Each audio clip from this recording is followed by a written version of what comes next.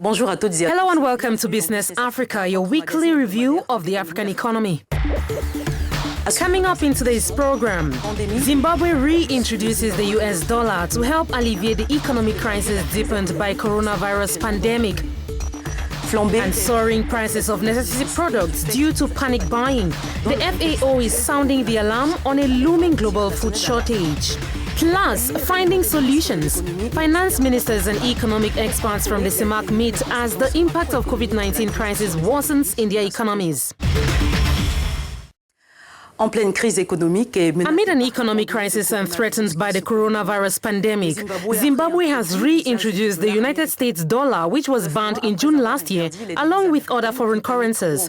The US dollar is now being accepted in domestic transactions as a move to help save the country, which has an unemployment rate of around 90%. Ignatius Anor and Brice Kinu with more.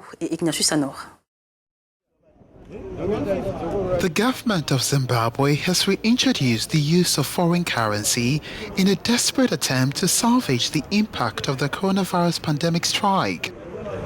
In a statement, Central Bank Governor John Magudia said the directives come into immediate effect. Quote, government through the Reserve Bank of Zimbabwe would like to advise the public that it is making it easier for the transacting public to conduct business during this difficult period by making available an option to use free funds to pay for goods and services chargeable in local currency. End of quote, the Central Bank statement said.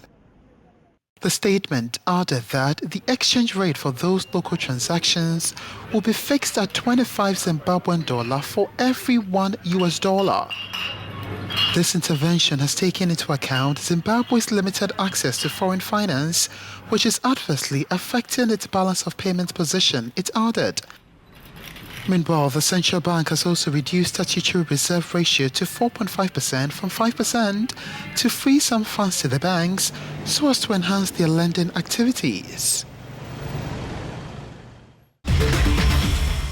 For more, let's hear from economist Vince Mosiwe on phone with us from Harare. Hello, Vince, and thank you for joining us in the program. Thank you for having me. Tell us, what will be the impact of these currencies on national supply and demand, and how will this reintroduction be part of the revised exchange control policy? Well, as you know, the ordinary person in Zimbabwe, once we reverted to a monocurrency situation, if you had US dollars with you, you then have to go and change them either at the bureau de change or typically in the parallel market, and then go and buy in the shops. Okay, so this created a huge demand for the Zim dollar on the parallel market, particularly making the prices much higher because there was high demand for the Zim dollar for people who wanted to change their US dollar, and therefore the price of the Zim dollar went up, and obviously it resulted in prices, going up. So it was inflationary, right? So the ordinary Zimbabwean has had to do that, since we converted to monocurrency. Now going into a dual currency now, which is the situation, obviously makes that situation much easier in that if a citizen has US dollars, and a lot of citizens do have US dollars cash, because remember they are not banking them, particularly remittances coming from overseas. They go and they get their US dollar cash, and then they can go straight to the shops and buy whatever they need, because now they can actually buy in US dollars, and prices obviously would stabilize, because before that prices were actually being driven by the parallel market.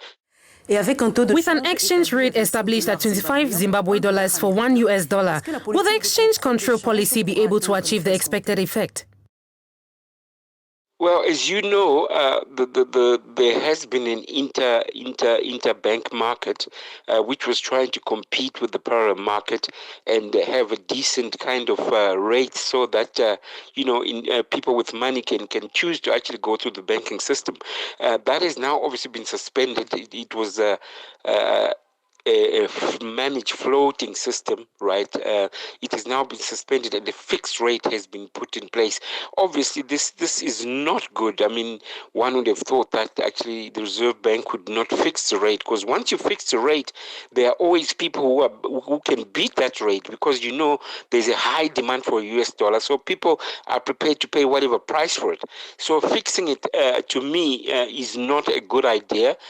Because it always creates an alternative market. When you fix the price of anything, an alternative market emerges where people are able to offer better rates. So that, to me, has actually worked against the whole thing of actually creating, liberalizing the market.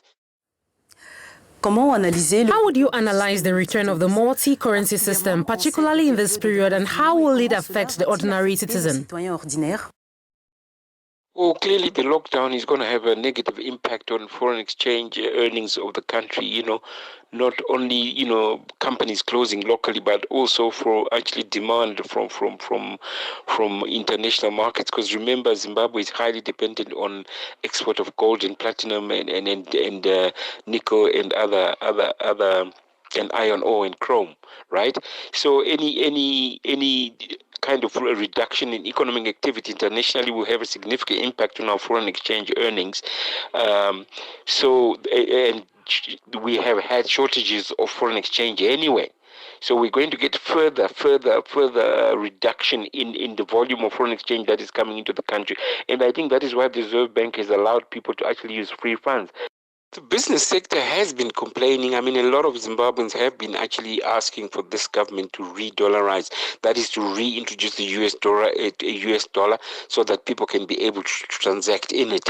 So the COVID-19 pandemic kind of has given the government a good excuse to actually revise that policy so that people can actually trade freely with the US dollar.